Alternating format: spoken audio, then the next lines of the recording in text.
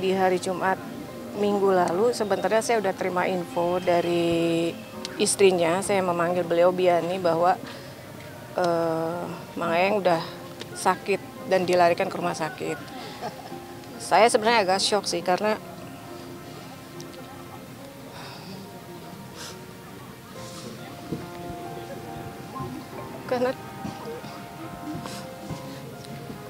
tipikal beliau itu dari kecil yang saya tahu dari ayah saya, kebetulan ayah saya adalah kakak beliau langsung.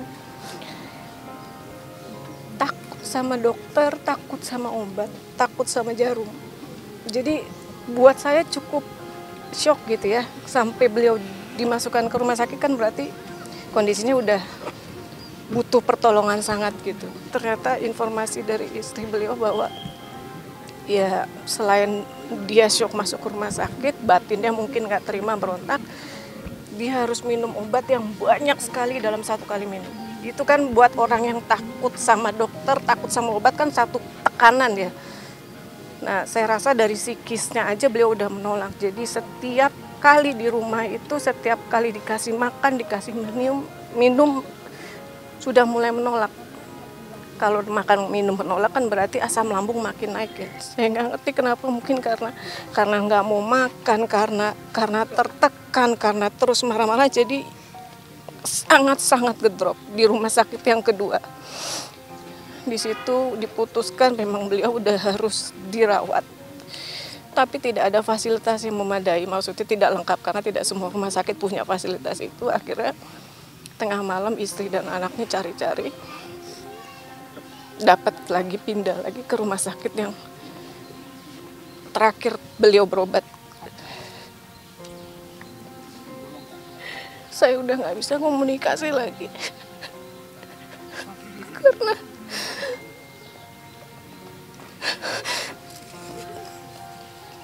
karena semua alat sudah dipasang di badannya, dari ventilator segala macam. Saya nggak ngerti ya Mbak ya, tapi yang pasti saya melihat seorang sosok aktor sejati buat saya, which is dia juga akan sebagai artis. Itu kan bukan, dia benar-benar sekolah, dia benar-benar mendalami ilmunya, dia benar-benar yang kayaknya darahnya aja udah artis gitu ya. Jadi saya ngelihat dia selalu tegar.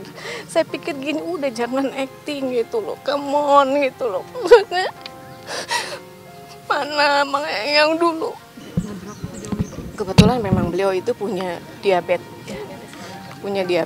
jadi punya darah tinggi. Dan kemudian saya sih tahunya karena kan mungkin teman-teman juga lihat di layar kaca bahwa memang syutingnya juga lumayan padat ya, jadi ada faktor capeknya juga gitu ya.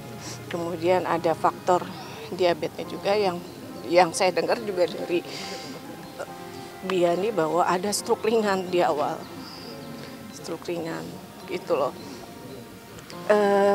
Kalau terkait dengan virusnya, sebenarnya di rumah sakit yang pertama itu istilahnya tuh kayak hanya melekat aja Mbak, bukan yang benar-benar terinfeksi.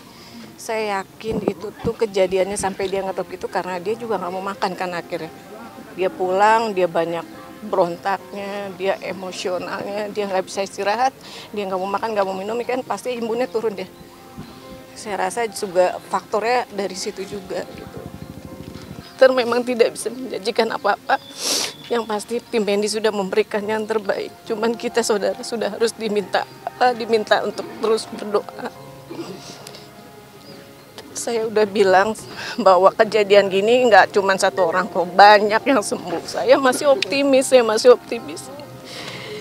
Sampai pada akhirnya saya pulang dulu ke rumah. Baru saya mau tidur, saya dapat kabar beliau pergi. Saya lihat jam 23.46. Beliau nggak ada, Mbak. Ya sedih ya. Ya saya sudah ya ikhlas saja. Saya memang sudah berfirasat bahwa ini ya sudah sampai sini. Jadi saya sudah siapkan hati saya ikhlas itu aja. Dia ingin pulang. Dia nggak tahan, dia rasa sakit, dia hanya ingin pulang. Ya, itu aja, dia ingin pulang. Kalau Ya mungkin memang diabetes sudah itu kan, waktunya iya. ya, sudah itu jalannya harus seperti itu. Kalau diabetes itu kan nggak mendadak sebenarnya ya Mbak ya, tapi maksudnya bukan, yang lebih tepatnya bukan mendadak, cepet kok, cepet banget gitu ya.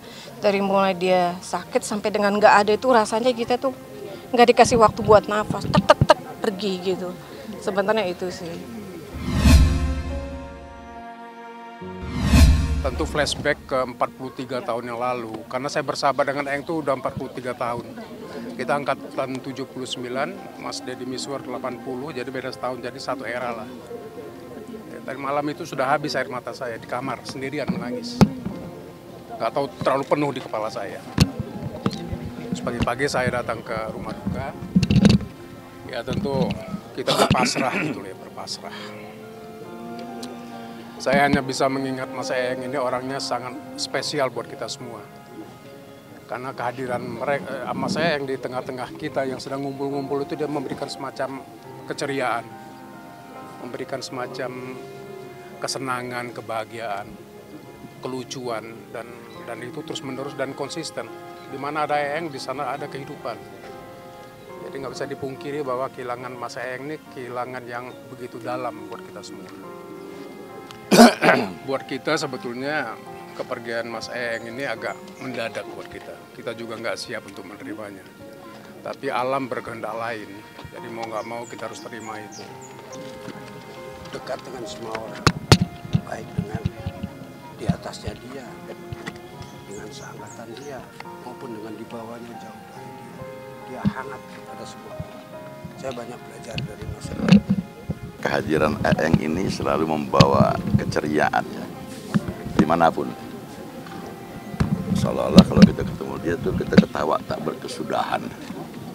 Ya, jadi nggak pernah ada suasana murung kalau ketemu dia. Jadi kepergiannya memang membuat kita merasa kehilangan. Ya. Dan mendadak sakit sebentar, kita pikir sakit biasa, demam, tuh pergi begitu saja.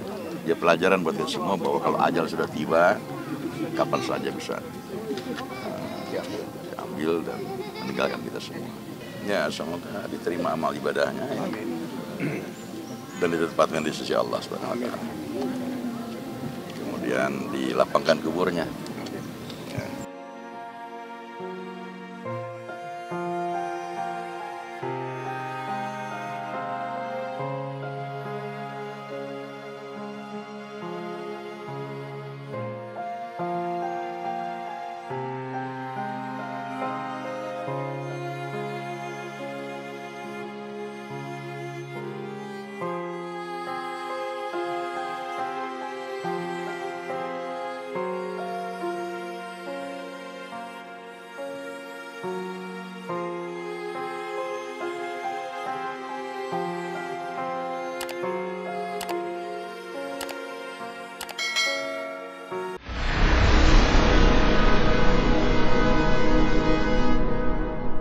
Jadi jangan lupa untuk subscribe Cumi Cumi.